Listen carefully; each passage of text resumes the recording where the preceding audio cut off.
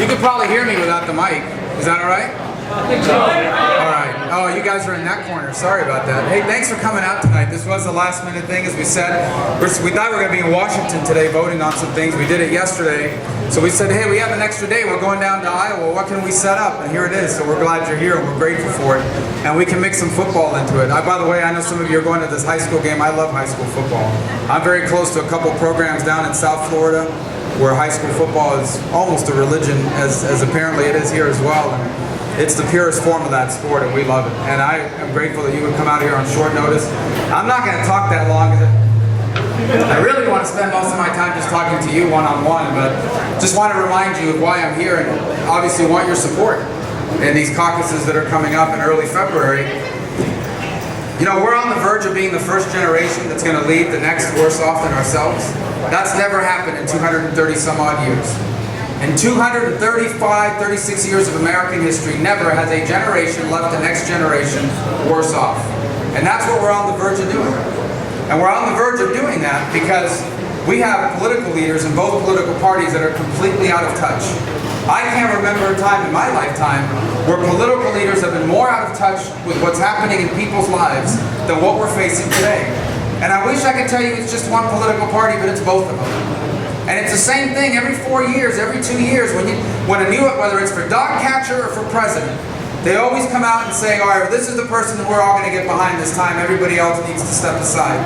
We can't keep doing that as a party. Quite frankly, we can't keep doing that as a country. With all due respect to some of these people with all the so-called experience are the ones that got us into this mess to begin with. I honestly believe the time has come for this country to elevate not just a new generation of leaders, but a new generation of ideas that understand how tough life has become for millions of Americans and how much the world has changed. This is not the same economy I grew up in. It isn't even the same economy we had 5 years ago. And the world has changed. Look how dangerous it's become. You have a lunatic in North Korea with nuclear weapons. The Chinese are taking over the most important shipping lane in the world after they hack into our computers. A gangster in Moscow is threatening Europe and dividing up those nations while threatening NATO. Radical jihadists, today is 9/11, we remember what happened 14 years ago, how it changed the world, how it changed our country, and how it changed our lives. And the over 2,000 people who lost their lives on that day. Well, I'm sad to report we are less safe today than we were on September 12th of 2001. Because radical jihadists aren't just abroad anymore, they're here. They're recruiting people using social media in the United States. Today there was a news report. A young man in Florida, in Central Florida, where I live in the state of Florida, was recruited by ISIS online, and he was on his way to Kansas City to carry out an attack on this day and kill firefighters. And then, of course, you've been following this deal with Iran that's going to guarantee they get nuclear weapons. And you've got a Democratic Party blindly following the president. They don't care about the details. They rallied the wagons in order to support him because they're afraid of the radical left wing that's taken over their party. They're afraid of being accused of being anti-peace, when this deal will do nothing to advance peace. And then we've got Republican leaders that have decided this is just another bill. We're going to treat it just like anything else. If ever there was a time to take extraordinary measures to stop something, it is this. And yet we're treating it like just another piece of legislation. So we've got people that are not just out of touch with what people are going through in their lives. They've forgotten what's happening in the world and how much it's changed. And that's why we need a new generation of leadership with new ideas that apply to today. Here's the good news about it all. The principles that we believe in, of limited government, of free enterprise, they work better today than they've ever worked. And the bad news is that big government is a bigger disaster today than it's ever been. Look at our tax code. Liberals don't mind a lot of taxes because it's more money for the government they're in love with. And big companies don't mind the tax code because you know what? They can afford the best accountants in the world, the best lawyers to find the loopholes. And they know that it hurts the small competitor. But the people trying to start a business out of the spare bedroom of their home, they're getting wiped out. Look at our regulations. You know, about 3 weeks ago, they imposed $2 billion of new regulations on our economy in just 1 week. The week before that, it was a slow week. They imposed $200 million of regulations. This is destroying small business. Again, the liberals love all that regulation. It gives them more power. Big business doesn't mind it because they can afford to deal with those regulations. And if they really don't like it, they can hire a lobbyist to create a loophole. But it's the small businesses, places like this, who can't sometimes get off the ground. That's why for the first time in 35 years we have more businesses dying than starting. Look at our national debt. No one even talks about that anymore. We are spending billions of dollars a year more than what we're taking in. We're leaving that for our kids. I have 4 children myself. It is unreal, quite frankly un-American, that we are leaving behind for them a $19–20 trillion debt. Americans have never done that to their children and grandchildren. And we have people in charge that just don't care. It's a problem for another day. They don't even talk about it anymore. Look what they've done to our national defenses. They've eviscerated defense spending. The Chinese are rapidly growing their military. The Russians are building bases in Syria. They're sending spy ships and cable-cutting ships into the Caribbean Ocean, right off our shores. The Chinese sent their Navy off the coast of Alaska while Obama was visiting there. And what are we doing? We have the smallest, oldest Navy we've had in decades. The smallest and oldest Air Force we've had in decades. An Army that's about to cut 40,000 positions. This is pure lunacy. This is a great country. There isn't a nation on earth I would trade places with. But we are on the road to decline. And if we keep doing the things we're doing now, we are going to be ashamed of ourselves by the time our time on earth is done.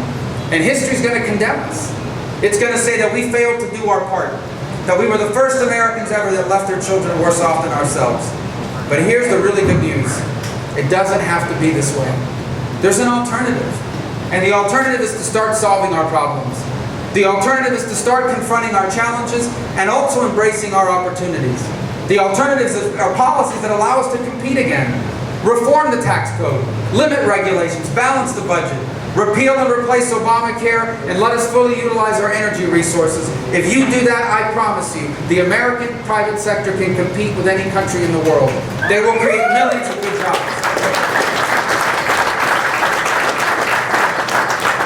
Revolutionize higher education. Make it easier for people to get the skills they need for the 21st century. Why aren't we teaching people to work with their hands anymore? Today on the headline, top fold, Des Moines Register. Businesses say they're in need of skilled labor. We don't teach people to do that work anymore. It makes no sense. Welders make more than Greek philosophers. But we graduate a lot of Greek philosophers and not enough welders. We have to change that. We need to create alternatives to traditional college. For people that have to work full-time and are raising a family, they can't drop everything and go back to school. A single mom who's a receptionist at $15 an hour. The only way she's going to get a raise is to become a paralegal or a dental hygienist or a nurse assistant. But she's got to go back to school, and she can't. It costs too much. She has to sit in a classroom for 4 years. Give people credit for what they've already learned. Let them learn the rest online, sometimes for free. And package that learning into the equivalent of a degree. And look, we're still going to have traditional 4-year colleges. How would we have college football without them? But it can't cost as much as it's costing now. It just can't. That's why we need competition. And we can't keep graduating people with a bunch of loans they can never afford to pay back. Which is why I think before you take out a loan, you deserve to know how much people make when they graduate from that school or that degree. And the last problem we should solve, keep our people safe. Rebuild our military, and stop having a foreign policy where our allies don't trust us and our enemies don't fear us. Make it clear to the world that America is an ally you can rely on. We stand with our allies like Israel. And make clear to our world they should never test us. Which is why when I'm president, on the first day in office, I'm going to cancel this deal with Iran. We're going to reimpose sanctions. We're going to increase those sanctions. And if they try to build a nuclear weapon, we will destroy it with our military.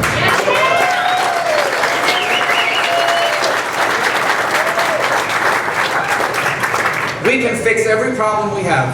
And if we do, the 21st century is going to be better than the 20th century. The American dream won't just survive.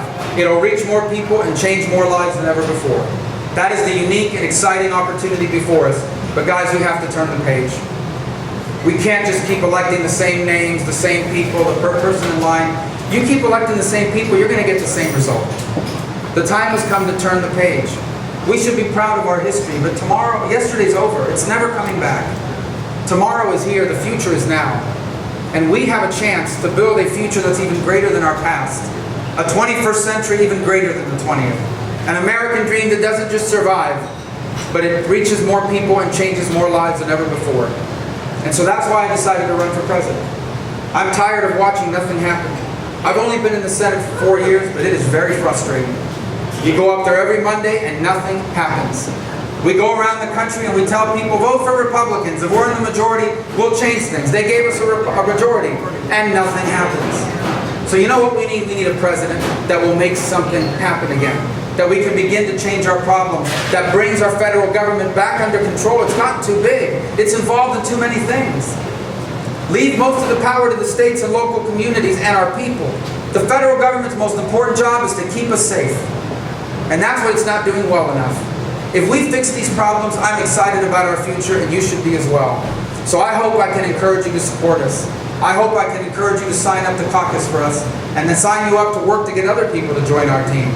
We're going to be here a lot. We're looking forward. If there's a college football game, it won't be hard to get me there. And high school football even more so. I encourage you to come out tonight. Yeah, I'll tell you who's going to win. One of the teams with gold in their colors. Although a radio host just asked me about that. They were asking about Florida State. And I'm going to tell you, when it comes to football, politics doesn't matter. I tell people that, of course, I have nothing against Florida State. I really don't. There's got to be a school where people that can't get into Florida can go. And I'm a huge Miami Dolphins fan, which means that it doesn't help me a lot in New Hampshire when I say I think Tom Brady needs to be suspended for the rest of his life. But I'm being selfish when I say that, of course. Anyway, I'm glad to be with you guys. I look forward to talking to you in person.